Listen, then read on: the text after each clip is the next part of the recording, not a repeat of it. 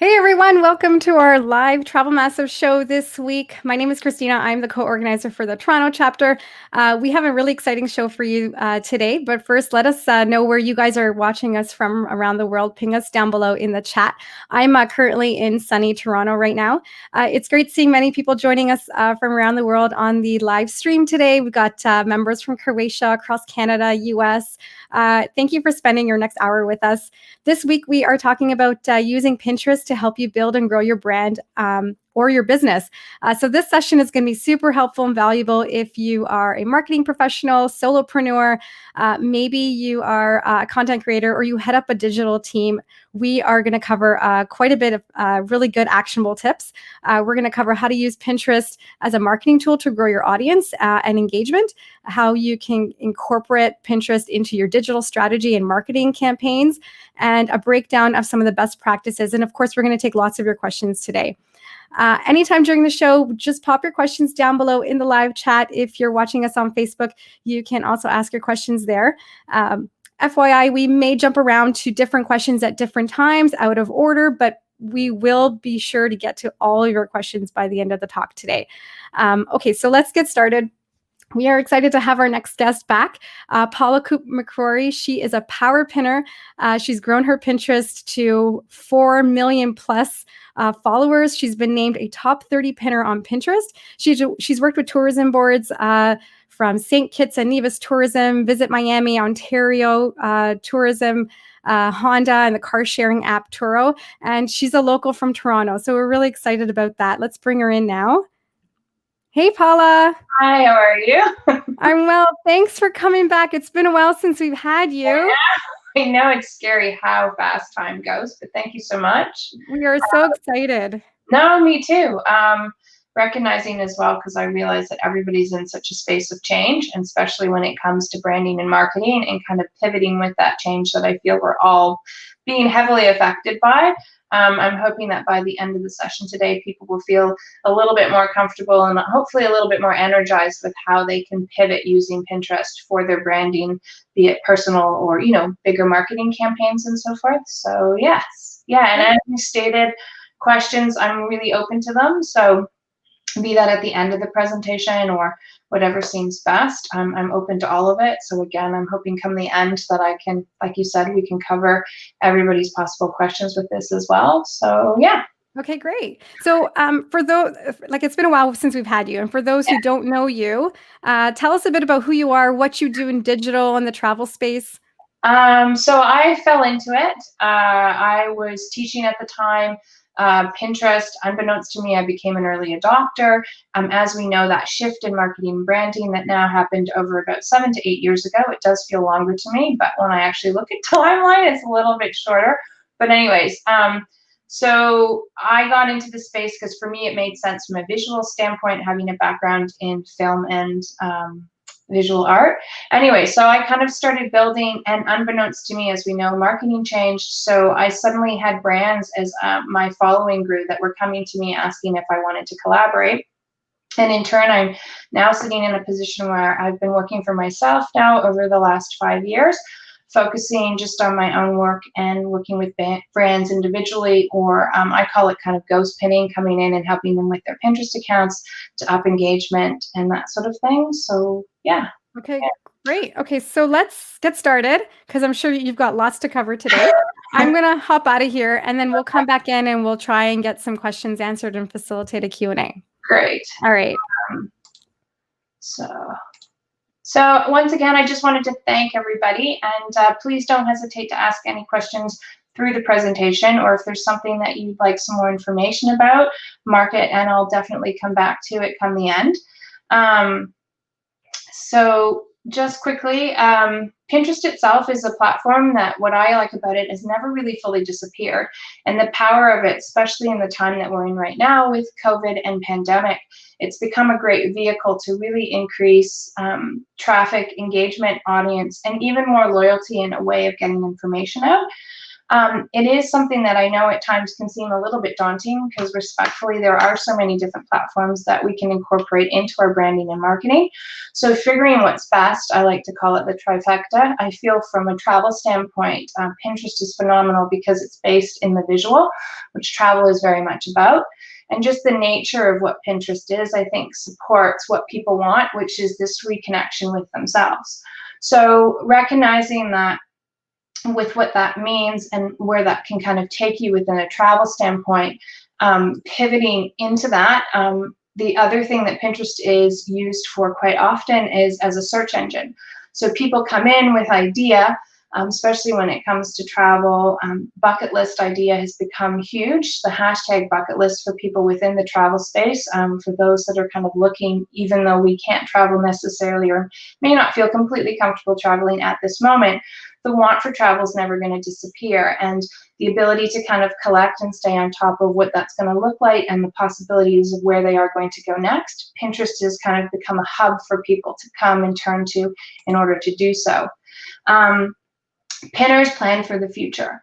So what's I think fantastic about that, even with what the travel space is facing at the moment, is people aren't giving up. Travel isn't going to disappear, and the want for travel is never going to go away. It's just navigating what is travel going to look like, or how can I integrate travel still into my life in the space in which I am now. And Pinterest becomes a way of collecting those ideas and pulling together those visuals to kind of keep that bucket list alive, and also to make those plans become something that's more feasible and something that you can incorporate into your future. The other thing, just as a point of interest with Pinterest, is the average time spent is almost 15 minutes. Comparatively, when you look at other social channels, it's way more of a kind of quick stop. We're talking sometimes seconds if you're talking about Twitter versus Facebook. The scroll through is really huge.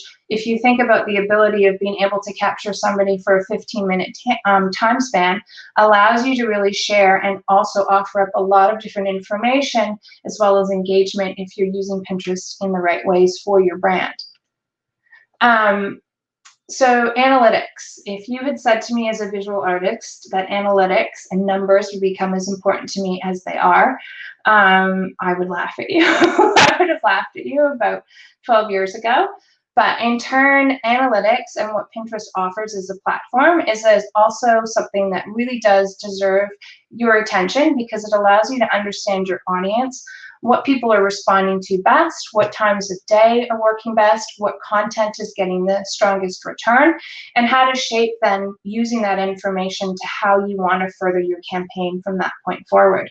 I'm sharing this is from a client that I worked with over a month, just to kind of show how you really can grow quite quickly once you use this information and kind of keep curating and sharing more content during that 30-day period, how the analytics behind Pinterest can really show you what is directly happening from a certain time to a certain time.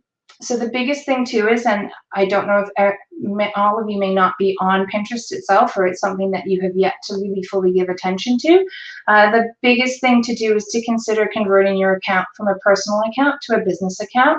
In doing so, by creating a business account, you do get access to all this back end, which in turn, this is just kind of a frame of what you would see, which again, over a 30-day period, really does give you insight into your account and your audience. Other thing is presentation. I mean, again, Pinterest is all about the visual. So when I go in and I'm collaborating, or possibly I call it ghost pinning for a client, I look at content, and you really want to make sure that visually it's telling a story as soon as the viewer comes into your page. So cover images and thinking about how you're telling a story, even in the way in which you've set up your page, becomes incredibly important. The cover image is that kind of main image that you choose, which you can either pull from content that you've already shared, or it can be new content that you keep rotating, dependent on the interests of your audience. Pin it buttons. So again, when you've converted your account, you can also create a situation where, of course, you want to draw that audience back to your website, to your brand, to your page, to your blog. having a pin it button as part of whatever your kind of sources that leads to outside of your Pinterest account is hugely important. This allows people to come in, read and share, and then pin directly that content to their boards, which is another way of kind of enhancing audience and awareness. It's also just a way of showing that you do support Pinterest and that it is part of a way in which you share information. I get asked quite often about number of boards and the way visually that your boards look. I always feel that less is more. I feel Pinterest is kind of acknowledging this now because you're able to create subcategories even within your boards as a way to kind of simplify down information and also to really give your viewer a direct access into specifically what it is that they're looking for. So in turn, when I see brands that have, let's say, 100 different boards, I feel that that information is getting lost because yes, your viewer may stay on Pinterest for 15 minutes, but if they come into an account where there's too many boards to travel through, they're going to miss those boards at the bottom. Statistically, the first 14 boards are what people look at first. So you want to think about that placement and that share, again, to how that story is being told to your brand of what those first boards are. Rotating that due to season, rotating that maybe due to campaign or interest, or rotating that due to where you're taking your brand is also something to consider. But you really do want to avoid as much as possible overcrowding the way in which you share your information. So I did talk about this really quickly. This is just to show you something that is specifically off of my board. I was planning a trip to Africa, and in turn, I was kind of collecting images as way of kind of source, again, of this bucket list trip that we were creating. In turn, for me, it was really important to also consider it from an eco standpoint. So I created this board to kind of show both interests. So the main is safari, and then within that is the subcategory of eco travel, which to me became a really great way to source and also just to educate myself on how to incorporate all of that together to create a trip that I was able to take that I felt really did encapsulate everything as a traveler that I wanted that trip to be. So, I mean, it all comes back to who you're, like your voice, your vision, and your visuals, which equates your brand.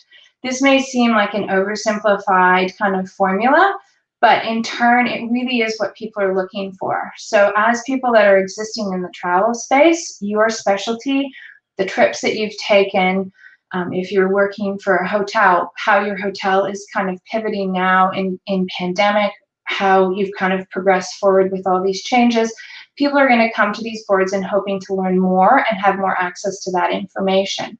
Making sure that it kind of still always reflects back to that who you are and that authentic sense of self is pivotal, regardless, I feel, of whatever social channel you use, but especially when it comes to Pinterest.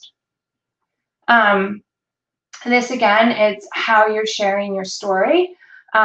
These are some images that I've kind of pulled from mine. As we know, because travel has shifted, so people are looking more to kind of their immediate radius, there's been a huge upshare in like the middle one of how to create the perfect road trip.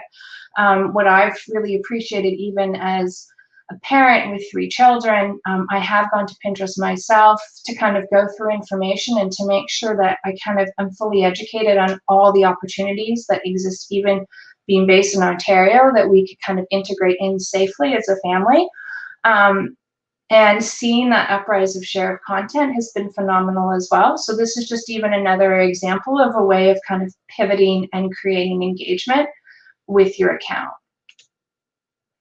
So this is something that Pinterest themselves kind of comes back to, which I myself, even when I'm collaborating with the brand, always try to kind of, I keep in the background as a visual checklist of how to really, the 5 dimensions of creating inspiring content. So of course it comes down to it visually being appealing.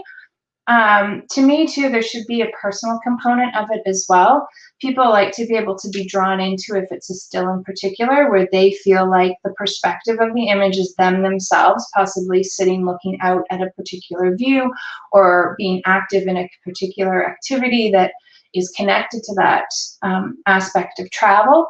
That idea of it being original. So if there's a certain angle of travel that your specialty is in, you really want to embrace that and make sure that that does reflect in the content in which you're sharing. Pinterest, again, it's about being present and then also planning for the future. So people want to have kind of positive angle, positive take on how they can kind of create that travel, how they can maybe make that trip more possible, and what that's going to look like. Keeping it relevant. So relevant now, it's a really important word. Interestingly, just as an aside, Pinterest themselves, because of COVID and the fact that we're still learning kind of internationally of what it is and what it's going to mean, they're not looking for content and will not support the share of content that is only kind of looking at travel and COVID. They want something that is maybe acknowledging the fact that travel has shifted, but isn't something that comes across as more of a speak to COVID or anything that's too, I guess, almost science-based or medical-based in share. And people are also looking for something that's actionable. So falling back on the example that I gave about road trips, I have looked at fellow travel bloggers that are from Canada and looked at the shares that they've given, and it's really been a great tool even for me just to reconnect with my immediate space and all those possibilities that I could integrate into travel for myself and my family. So making it feel something that's possible and positive and relevant really is still what people go to Pinterest for. I'm just going to quickly speak about, and recognizing that there may be some questions with regards to this and different takes, to the anatomy of what a pin is. Just kind of a quick overview of how to best kind of create an image, and things to just to consider when you are about to upload and share. Again, we're coming back to that use of eye-catching images. That is something, just looking at the list of people that signed up, I did kind of go into some of, just to do, I'm a bit of a research hound, and I kind of looked you up and stuff, and then the content that you have is phenomenal.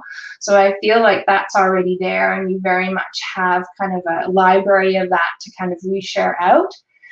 Making sure that you watermark your content. You want to make sure that those images that you've created, those images that you've shared out, always do connect back to you and your brand. You want to include a succinct description that also would include your website. Yes, you are going to include your URL as part of the pin, but I wouldn't ignore also within the description to make sure that people do understand that it is coming directly from you, and it's also just another way of making sure that that information goes out. The use of hashtags. So broad and specific shouldn't be ignored, because coming back to that earlier slide of Pinterest being used as a search engine, hashtags are being something that's integrated in and that people are kind of using as a way of first finding content. So for example, if you were looking for road trip, if you've hashtag road trip, your content's going to be pulled up if somebody comes in looking kind of at first for that. Branding your work through color and design. So creating a sphere where visually I can identify, even before I've fully taken in possibly the text to the image, is important. So you can see with some of the bigger brands that they do kind of create a color palette that they stick to. They do decide on a font that they kind of stay very loyal to, which also becomes almost like a business card, a visual business card for the viewer. I always like to say you want to choose your fonts like a signature. Think of this as something that you want to kind of see every time, that it's not too trendy, or it's not something that maybe in 3 to 6 months you get tired of.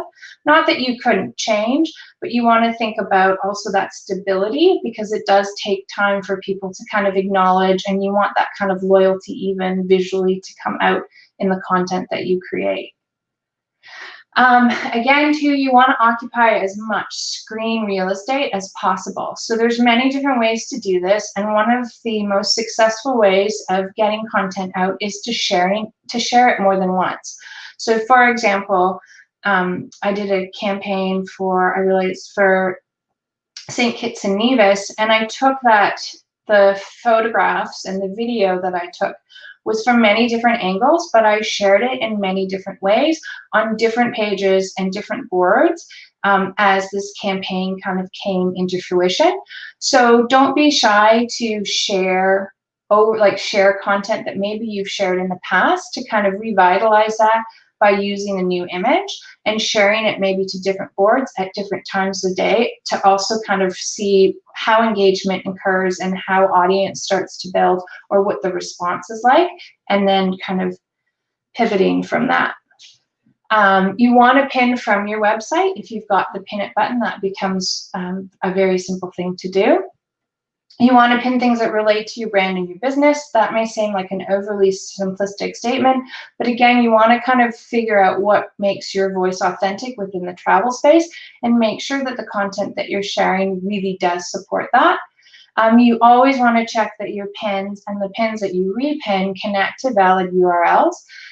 Again, this is something just due to the space and the number of accounts. There is unfortunately a lot of dead pins, as they call them, that don't go anywhere, or a pin that may look beautiful in its image but kind of comes to like a spam outlet. So I always like to kind of double check, just as a way of trying to keep my account clean as well. Pin descriptions, they can support up to 500 characters. It's not that a long description isn't important, but you do want to think about, just as in an article written for a magazine or a blog, those first few sentences that you share are what are pulled into the pin preview in your feed. So you want to lead with your most important message and then maybe save a little bit of actionable information to give thereafter, still wanting the person to double click into that pin to take them back to your site to kind of further get engaged with you as a brand within the travel space. The other thing that's hugely on the rise within, I feel, all social at the moment is it's not just about stills now, it's also about motion. It's also about video, and Pinterest is very much embracing that at the moment as well. This is just showing kind of all the different methods or ways in which you can share content. So traditionally, and kind of where Pinterest started, is with the static pin. So that's just the still image, which is still really relevant and something that, again, as we're talking about, if you're going to take, let's say you've written one blog post, you could create 10 different images, one being static, one being a standard video, a carousel, a collection, as a way of really giving dimension and making sure that you get as many eyes on that content and engagement as possible. Carousels here is that ability to actually, as you can do within Instagram, you can create a story by showing a series of images that kind of create a feeling or an experience, as another way of drawing an audience. Max video width, which you see here, kind of takes over the whole feed, so you really do get to capture the eye of the viewer for a few more seconds, and they'll actually see elements of that video before scrolling on, which is important, in hopes that, of course, they're going to double click or go to your Pinterest page to find out more. I feel at the moment really that the secret is the future is hidden in your own daily routine. So again, looking at the content that you have, looking at the travel that you've done, looking at where we are now, and really allowing that to become more accessible to people, I think at this point in time is important, and also as a way of kind of creating more interest and even possible collaboration with others. Time of day, again, and recognizing that we're international as an audience, recognizing time of day is always important. Now, this is not like 100% certain in turn, because predominantly audience is female. And again, we're in a different space now with us being more kind of home-based. But time of day, and this is still shifting, still seems to be predominantly more at the end of the day. And I feel like because the user are predominantly women, there has been a rise of men, is later in the day. So again, coming back to your analytics and really taking time to go through all that information to understand kind of your ebb and flow is important. And again, I feel like this is something that will be constantly morphing as we kind of culturally and just within our behaviors are changing as well. This is just to give you an idea of the sort of traffic that you can start pulling over I always say it takes at least 30 days to really get a full analytical background to what's happening with your account. But in turn, if you're pulling content from your website or your blog, you will be able to see engagement change and that kind of viewership starting to shift and being funneled directly to your site, which is ultimately what you want. These numbers in turn are great when you're looking to collaborate with brands or present yourself if you have an idea of working with a certain travel outlet. These are great numbers to be able to have at the table to say, hey, this is the kind of audience I have, this is the sort of activity that I get, as just a kind of positive element to your pitch. In turn, too, with your analytics over that 30-day period, it will give you an idea of what sort of activity you're getting with your boards.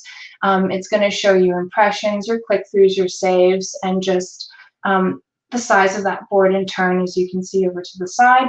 Again, these are great numbers to have both for you to understand what's happening with your account individually, and also as something to show when you're pitching to collaborate with another brand, for them to understand what sort of audience and engagement you have kind of streaming from your Pinterest account.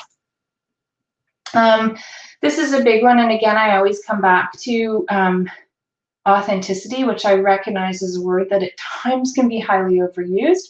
But again, I think don't be shy to recycle material that maybe you shared 3 months ago, 6 months ago, a year ago, maybe taking it from a slightly different angle or using the imagery in a different way to kind of engage audience. Again, just making sure that it always stays true to who you are as a brand and what your voice is. So monetization is a question that, and a whole kind of element of Pinterest that is really possible and feasible. It can be incredibly exciting. So one of the kind of components of it is content contributions. That's where this is something myself that I've worked with quite a bit, where you work specifically with the brand to create a series of pins.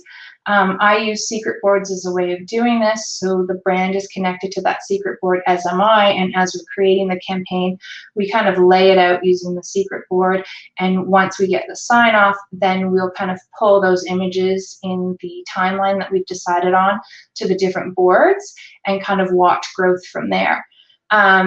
This is helpful. I've done it with bigger brands, I've done it with smaller brands. It's a great way to kind of also possibly shift a little bit in content and style. Pins stay live for upwards of a week, which gives it a lot of time to really manifest engagement and interest. And in turn, I may not have gotten the direct, this isn't something that bothers me as a creator, but it is really exciting to see these campaigns grow and to work specifically with these brands. Joint promotions are another way to monetize. So that's where between the brand and the creator, you work together to develop these pins to create an ongoing campaign. This is something as well that I think is really exciting. It comes down to strategy, it comes down to understanding both audiences, and it also comes down to deciding like what your final pins are going to be and what you're going to go live with, which is also a really interesting process, because I know for my page, with a certain campaign, certain pins have kind of been more successful in mine than maybe the brands, or vice versa, but it really does give you a great breadth of audience and also ultimately a great return. Creating a shared board, which is another thing that I myself really love doing. It's just a simple way of getting a broader reach, getting more eyes, getting more audience. So that shared board is something that would show up on your Pinterest page as well as the brand's. And you're kind of both creating content that you share collectively on that board. When it comes down to fee and curating the board, that's something that comes down to discussion specifically with the brand, and of course that comes down to budget and so forth. But it also is a great way of just getting more eyes to both your accounts and also to increase audience reach. The other thing to do is if you have a press or media kit, you want that, again, because we're coming back to analytics, integrating in your Pinterest analytics to that press and media kit is something that's really pivotal. Pinterest, again, when it comes to engagement and also that rise of website interaction is huge and is something to pitch to brands, because ultimately you're offering a very kind of like specific audience, but also with interest. So dependent on that collaboration can be a really great way to kind of build that up.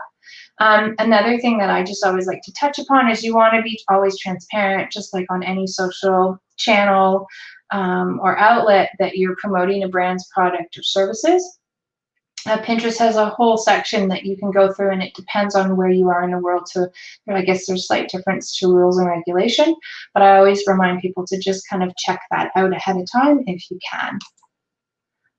So that's the that's kind of the full kind of overview, but I'm open to questions if anybody does have them. Or That's great, Paula. Thank you. We do have a few questions just to tag along a bit about what you just said in the end there. In terms of working with brands, I know a lot of content creators do that, yes. And brands want to incorporate Pinterest and content creators in their strategy. Yeah. If pins live on a brand's board, is this something part of a greater budget strategy? Is there a price point for this? Is there a value to pins, and how do brands value those pins and content creators alike? Yes. So again, it's going to come down to your numbers. It is going to come down to kind of like your audience, your engagement. In turn, if it's something that you haven't yet kind of given time to, like Pinterest takes about 30 days to kind of fully collect up all the analytics that are necessary. Once you have those analytics, be it if you're the brand or the creator, you can see where your strengths are with your audience or where the pull is from your audience. And then in turn, dependent on who you want to collaborate with what their analytics, like, is there the right match? It's almost like dating in a way, right? Like, are they in the same niche as you? Is there going to be a response to what it is that the share is? What sort of audience do they kind of, for a platform, is it a micro niche? Is it a larger niche? Like, what is the actual want from the campaign? Who do you want to see that? Where do you want that to go? Are you maybe trying to shift perspective? So you're going to bring in a collaborator that comes at it from a completely different perspective as a way of showing how your brand can kind of pivot within the travel space. So it really comes down to what's wanted on both sides and what fits. So there's kind of the aesthetic fit as well as the analytical fit, and then dependent on what sort of campaign you're trying to shape. I have kind of a price list, but I'm always open, because respectfully now, knowing the time that we're in, do you know what I mean? If it's something that I know is going to be a fantastic fit, or if it's a brand, I'm just talking as a creator myself, that I really appreciate and is something maybe that I use or something that I've always had an interest or kind of had a watchful eye over. If they came to me wanting to work together, I usually try to make it work. I kind of come from this sphere where it's like, if there's an opportunity that fits and you can just see the possibility and it's exciting, I think working in tandem is really important. I think being forthright about what your expectations are is really important. And also thinking about not just the short-term gain, but also the long-term gain. Because I look at it like, I've had some fantastic campaigns that have just been fun to participate in. Do you know what I mean? That don't feel like work, that kind of reflects even in the way you're able to create. And maybe the budget hasn't been as big, but the return has been huge, because not only have I kind of learned in the process, but it's grown audience and engagement, and the brand has seen that in return as well, which to me is the ultimate goal. So I think it's just being kind of honest with yourself and where you come from, and also being honest when you have those conversations with the brand, to what your expectations are, or where they're coming from, like, does that fit, sort of thing. And not being shy to state your worth either. I get asked a lot. I say no more than I say yes. I think it's really important to connect with things that resonate with you. I think it becomes really obvious when it's not something that you really would be supportive of, or is not really part of your everyday. So I think staying honest with what that is for you also is something to consider when you're having those conversations as well. Okay.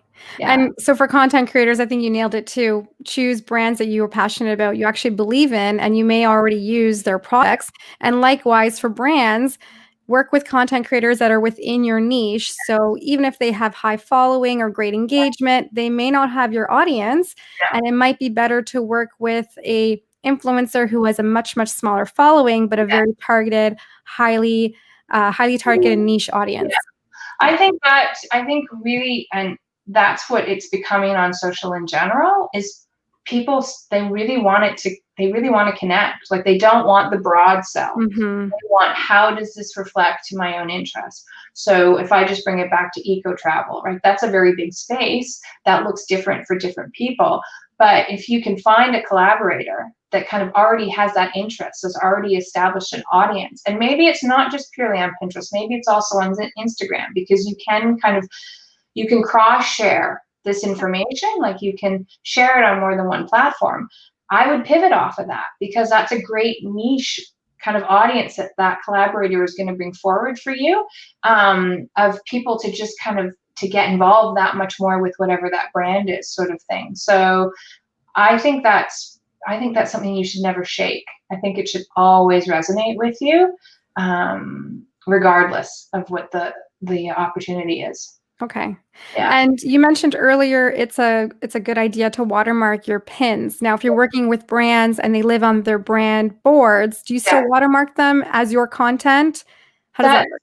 No, that's a great question. I think that's also something that comes down to discussion with the brand. Mm-hmm. So depending on what you've discussed, I have had opportunity where I've created the imagery for the brand, and then I've communicated with them, can I share this also as something that I've created? And they've given me the thumbs up, so I can do both. Some may come in and it's like, no, you're creating for us, so that content that's been decided on that's going to be shared, we don't want you to watermark that because you're doing that for us, you know what I mean, for kind of this brand specifically. So again, that comes down to what you've discussed ahead of time, before kind of saying yes to a campaign, and then also what you're comfortable with as well. I've also been in a situation where I've created a pin and then somebody's asked to use it. So you know what I mean? It's like, Mm-hmm. keeping that watermark or not keeping that watermark, that again is something, it depends on, you know what I mean, what those discussions look like, sort of thing. And again, just being open to what you're comfortable with as well. Okay, So, great. yeah. So let's get to some of our audience questions. So Margarita has a question here. If you have different pins, but you're using the same URL or it's coming from the same blog post, I think that's what she's trying to get at here. Should you have different descriptions, or can you use the same description for multiple pins? You can use the same description for multiple pins. Again, this could come down to scheduling. So let's say you have a story that you want to share out. You've got 10 images that all connect back to the same post. It can be the same description because the image is different, right? So the chances of the same person seeing that 10 times is very minimal, right? Just due to the nature of the feed. So again, that comes back to a point of, yes, you do want to share it out as often as possible, and you do want to share it out more than once. If you can share it out 10 to 12 times over a month or over 2 weeks, do so, and don't be shy to do so. In turn, look at those analytics and start shaping accordingly. But yeah, the text itself could be the same, that tagline could be the same, and the play could be just within the image itself. Okay. And what about SEO? Does SEO play into the description? Are there certain things specific things you should keep in mind? Is it within the description? Is it the file name to help you rank better? It's not something to ignore. And again, that's going to connect back to the content itself. So it's coming off your web. If it's coming off your blog post, that is something that you're already going to have kind of considered and integrated in. So I wouldn't take that out, sort of thing. It's definitely going to be a strength. Hashtags are another way of kind of maybe increasing exposure dependent on how you want that pin to be seen. So considering that, I call them libraries of hashtags. Like, I have kind of my main ones dependent on certain categories that I've seen that have been successful. Tracking that, I think, is really important as well, because it's also a way of understanding that much more your audience. So it's all integrated in and kind of comes back to where the pin resonates from, and just your audience, sort of thing as well. So I hope that properly. Yeah, no, that's great. And keywords too. So you wouldn't ignore keywords. No, I wouldn't ignore keywords at all. Okay. And again, I know myself, when it comes to WordPress and your titling, that all comes into play. Okay. So that's already going to be there if you're pulling off your website or your blog, which is just going to be beneficial to the pin. Okay. So, Yeah. We did a talk recently on driving traffic and keyword search. So if anybody's having Oh, questions about that, they can go back and watch that one because I think that will be super useful for this too. yeah. And Margarita had another follow-up question. Oh, She's asking, should I clean up or delete old pins that I guess are not vertical or maybe don't align with her brand? Some of them may not have titles or descriptions. yeah. Do you delete those? Do you go back and edit them? So again, it comes back to the pin. Like, I don't, if they still connect back to your brand, if it connects to a blog post and so forth, going in and doing some cleanup is not going to be wasted. Maybe recategorizing those pins or maybe Mhm. finding another home for them. Those subcategories is a way of not getting rid of that content. You don't want to lose any traction that you've achieved through those pins, sort of thing. So when you erase that, you lose that, which you don't really want. So Mhm. unless it's just something that is completely like defunct with where you now sit, I would just try to kind of recontextualize, go in, edit and tweak it, and subcategory it within another board so you still have that history as well. Because it's amazing how Pinterest is even pulling up older content into feed. So I can say, just having been on the platform for the number of years I have, it's interesting seeing like old pins and I can remember coming out in like 5 years ago or suddenly at the top of the feed again. So I wouldn't erase them is all I'm trying to say, because you may see a surgence. You may see, oh, Yeah. well, that was from 2 years ago and suddenly I'm getting all this attention again, which just comes down to the algorithm of Pinterest itself too. So Okay. Um, okay, great. Jordan is asking us, why do people create multiple pins for a blog post? What's this about duplicate pins? oh, so duplicate kits don't get wasted depending on how you share them. So again, I'm kind of going back to Margarita's question. You do want to have a multitude of pins that all connect back to the same post, to the same blog, to your site. It's not going to be wasted because if you think about audience, it's different people at different times of the day. So sharing that out 10 different ways gives you 10 different opportunities to get that many more people to see it.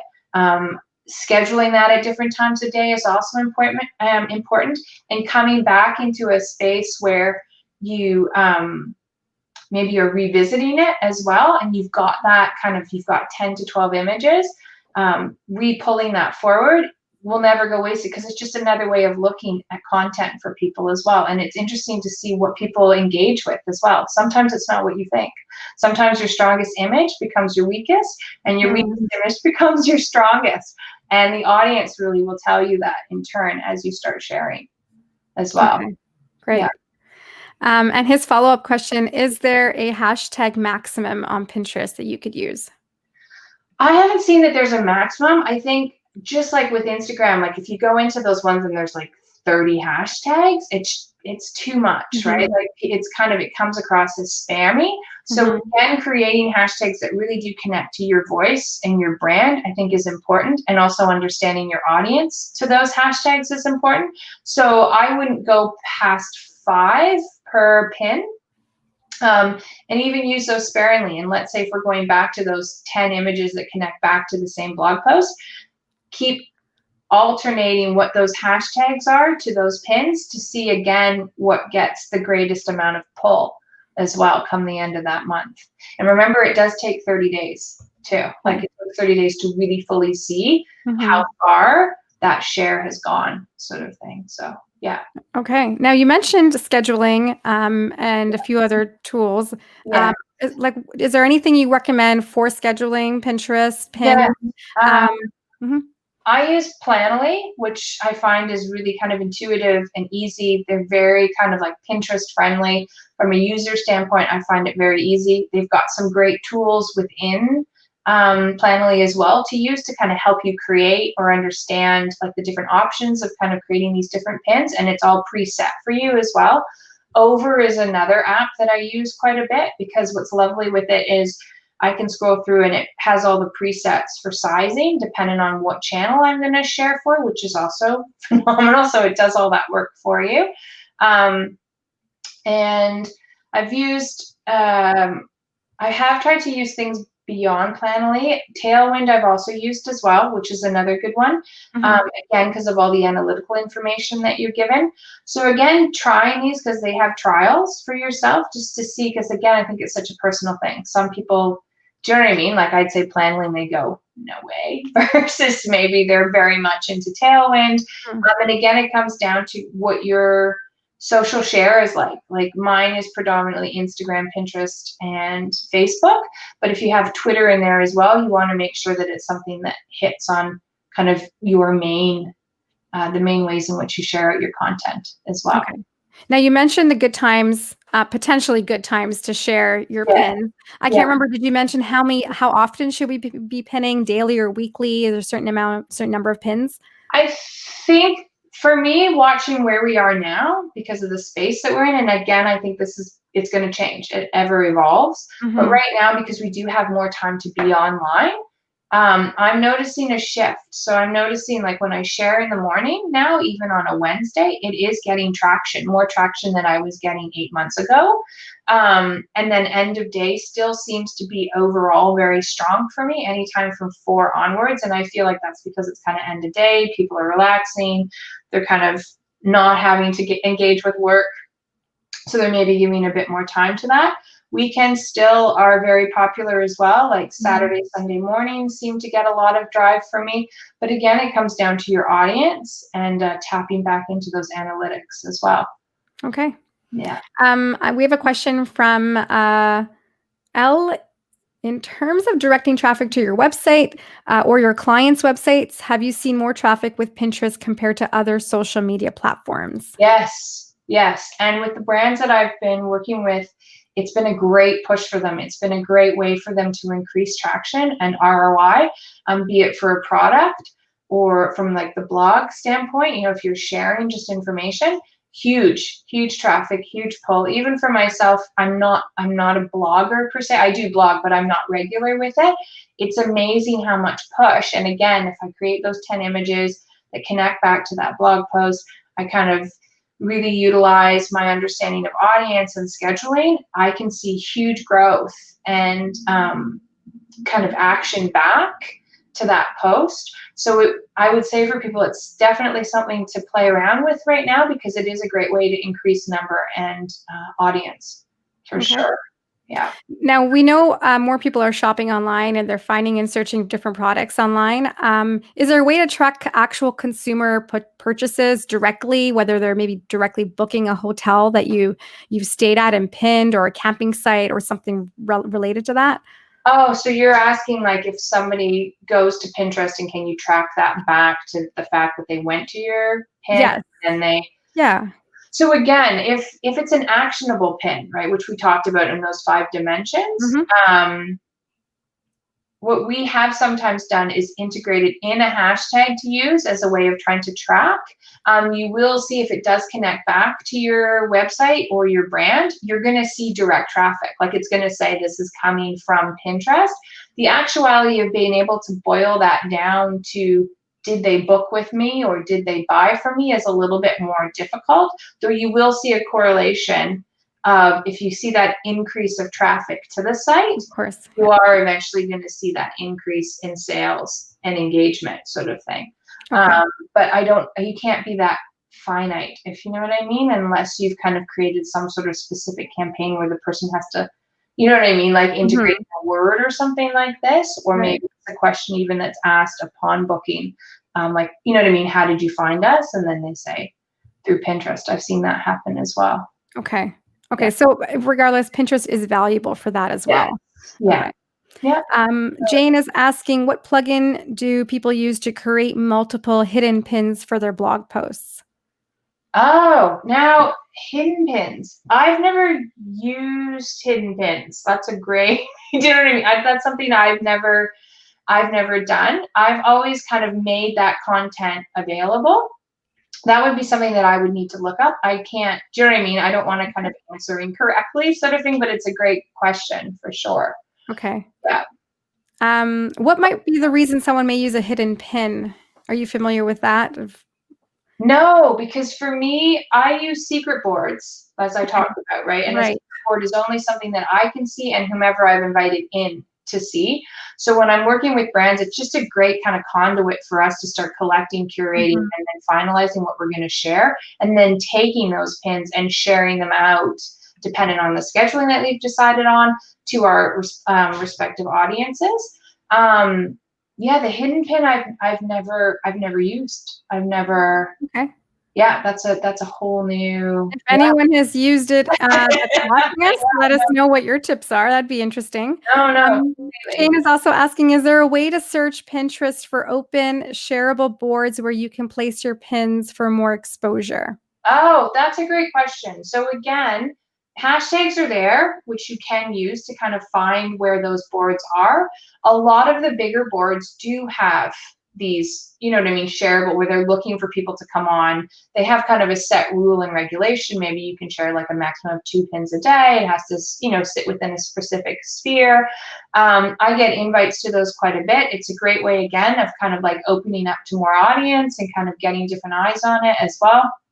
It's also something for, I would say, for you to start yourself, like start a shareable board and start bringing in those people or those brands possibly that you want to make aware of what it is that you're doing, because it's a great way from almost like a portfolio standpoint, them seeing who you are and aesthetically where you come from and how that would be a fantastic fit ultimately.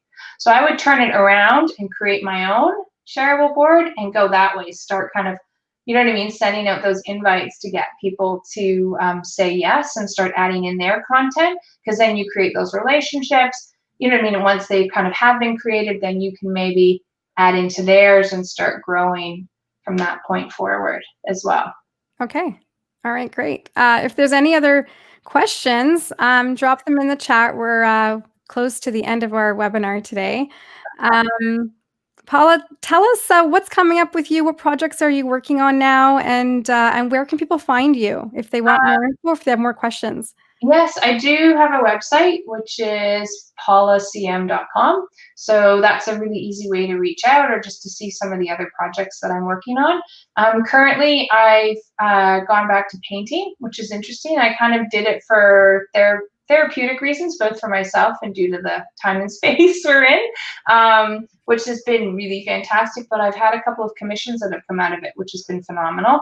So I'm kind of in that space, and it's been quiet. Like, I have to say, August for me is typically a quiet month, and I feel like because of where we are right now, even more so. So I'm kind of just embracing that right now as a way of like breathing in a little bit deeper. And I'm hopeful for September. Like, I've definitely sent some pitches out and stuff like that.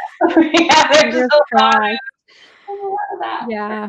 So, I've actually enjoyed a bit of the quietness. It's yeah, not all the time that you get some of this downtime, right? So no, embrace it, and I'm sure no. we'll be back before we know it. Oh, completely. I mean, I adore social. I do. Like, it's, Hmm.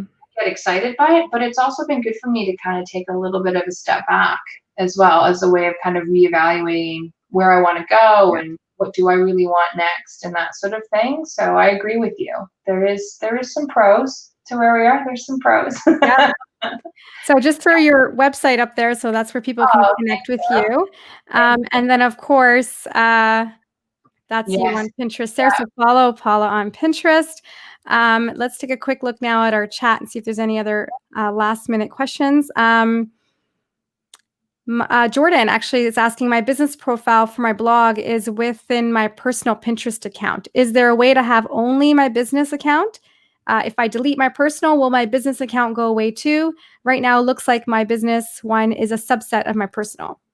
Yes. So I having two is not a negative. So if you want to keep your personal and keep your business separate, yes. Mhm. Or again, it's going to come down to traction and what you're comfortable with. If once you've converted your personal account to a business account, they don't make it easy to keep kind of jumping to and from. So you want to make sure that that is something that you do want to do. Or, as we talked about, you can have the two and you can connect them so that people understand that you've kind of got these two accounts happening simultaneously. For myself personally, I think it's better if you can to have one main place for people to go, because again, it's just extra work that I feel often people don't do, unfortunately, right? They kind of want that immediacy sort of thing. So when they land, they want that to be kind of the one spot in which to find you. But business accounts are fantastic because of everything that they offer. So if you're really trying to build, I would say to convert to a business account and just kind of let yourself flourish and grow that way for sure. Okay, great Yeah. tips. That's amazing. We learned so much from you, Paula. Thank you again Thank for you. sharing all your knowledge and for your time. I know you're busy with a family and 3 little ones. Oh, So no, thank you so much. It's been fantastic, and thank you again for having me. And please don't hesitate to reach out, be it through Pinterest or my website, if anybody has any other questions thereafter. I'm here to help, and I'll definitely respond like as soon as possible to those questions as best I can. I'm gonna go look at those secret pins. I'm the curious. hidden pins, yeah, fantastic. For You learned sure. something new today too. I know. That's what I love about Q&As. That's what I love. But Awesome. thank you. Thank you to everyone for watching us today. Don't forget you can rewatch this webinar later anytime you want on the Travel Massive site right here on the same page or our new YouTube channel. We've got all of our webinars there as well. If you have ideas for a show or you want to be a guest speaker, hit us up, send us an email, and we'd love to have you on. Thanks, everyone. Thank you, Paula. We'll see you Thank next week. you. Bye.